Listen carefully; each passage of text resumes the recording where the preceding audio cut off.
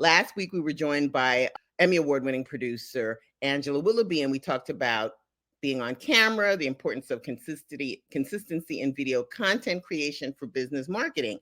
So we both agree that you need to have content consistency. Set a time to create your content.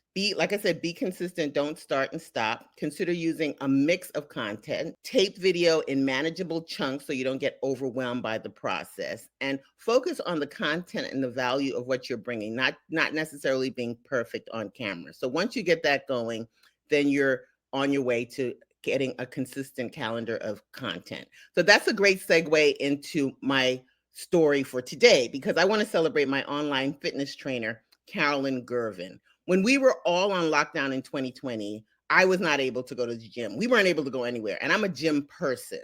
So Caroline pretty much saved my life. She came up in my feed, and I started working out with her online.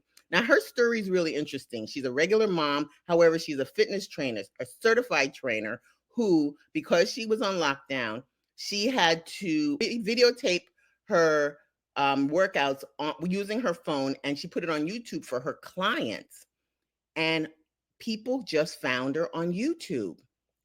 And we became this great little audience. We would work out. She lives in Ireland. She's Irish. So she would post, and every morning we'd all get up and we'd work out to her routine. She put a routine up every day. So it could have been a 20-minute routine, a 60-minute routine. She started series, and we all just became this little audience where we were following her, looking forward to her YouTube content.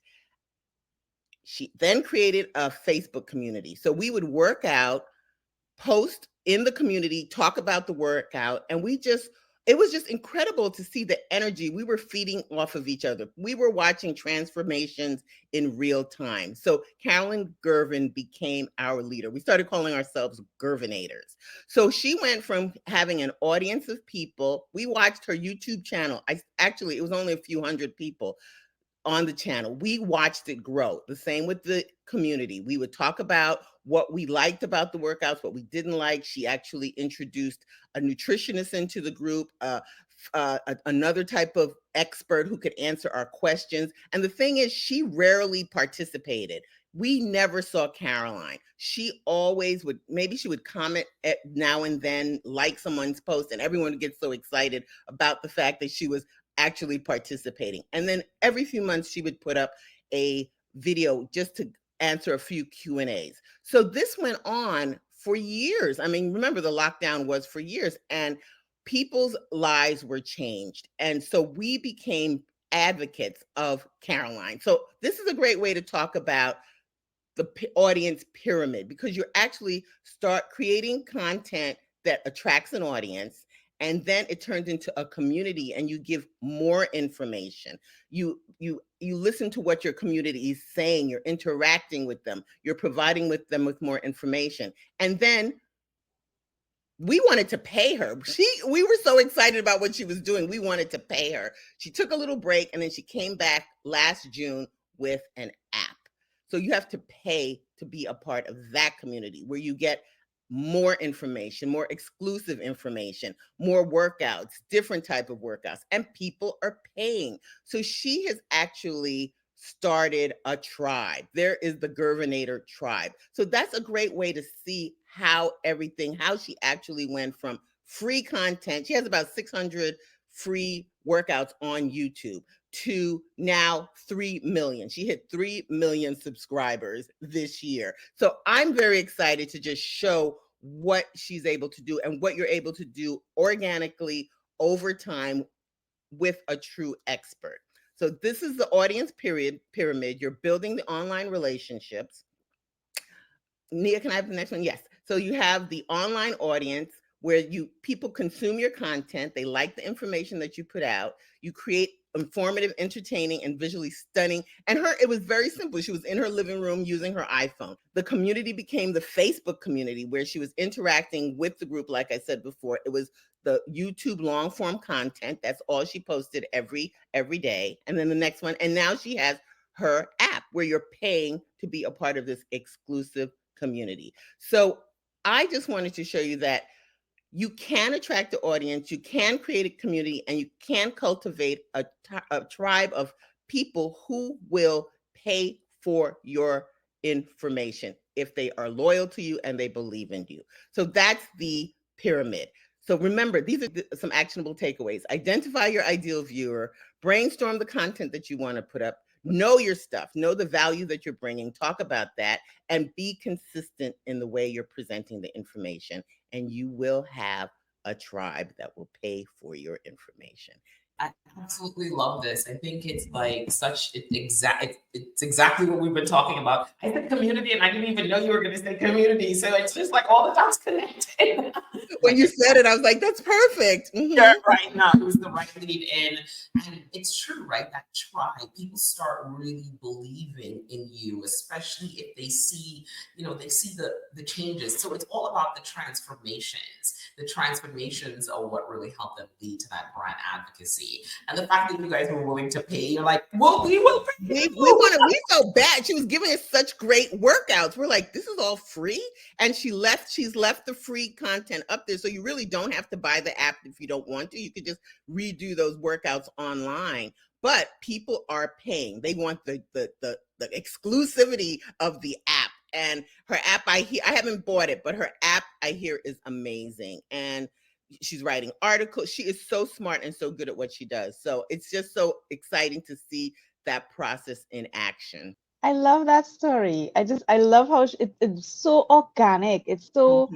And it's so telling of the times that people were in for the pandemic, right? Everybody Yeah. was jumping in online and everybody was trying to, see what they could do. Here as well in Trinidad, we had fitness trainers do the same thing locally, and everybody was trying to do their little Facebook groups. I myself did a couple of classes with, I think at that time I was into some yoga, and the girl was doing online, and and everybody and but I'm just everybody was doing it, but I'm so glad to see that she moved beyond just Mm-hmm.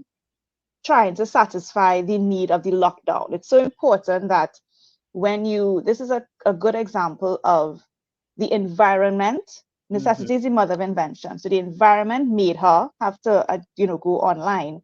But then even when the environment kind of went back to what it used to be, she grew and she Mm-hmm. leveraged what happened during the pandemic and was able to build this online community. So I think it's a good lesson for business owners to, even when your environment pushes you in a particular place, Mm-hmm. leverage your learnings, you Yes. know, to take you to the next, because I saw a lot of businesses I have seen did not do that during the pandemic.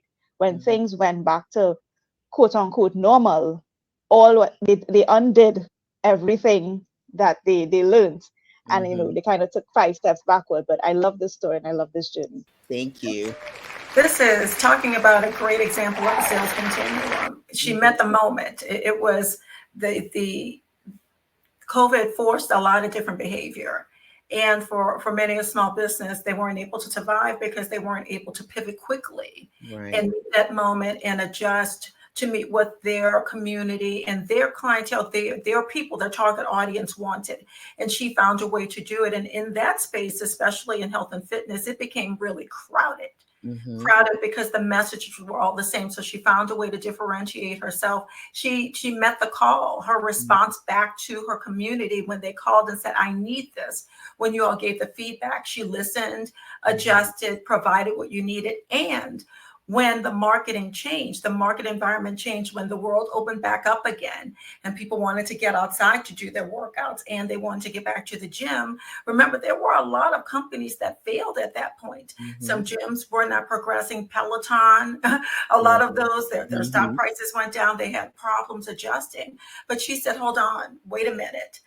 This is what my community asked for. I'm going to take a beat. I'm not going to rush to this. And she came back with an app.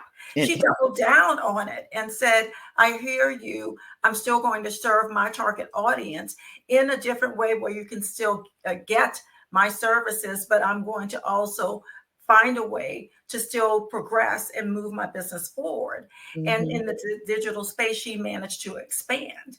And I think that that's just phenomenal, because there are a number of people in the physical workout space that have not survived well. Now Right. that the world is back open to normal, they're struggling to maintain their foothold in the space.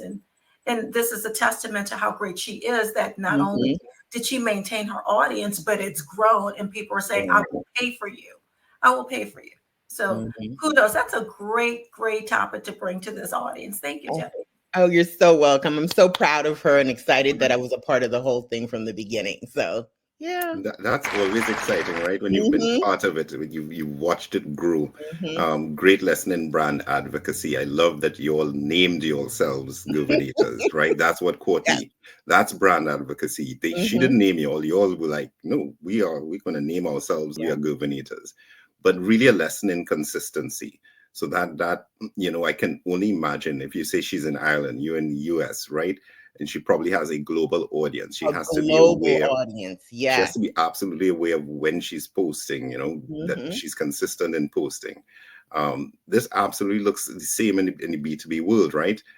If we are consistent with the content that we're putting out, we're going to see that return come back in eventually. It's going to take some time. It's not, it's not one and done. It's not quick. It's not fast. As you said, it was over some years that she built it. So a really good example of, in the B2B space, this would look like what we do here in YBID, right? So we are providing that consistent content. And over time, we watch that growth. And hopefully we get to that stage of, brand advocates, which we have some. We have some. So great topic. Thanks for bringing it up.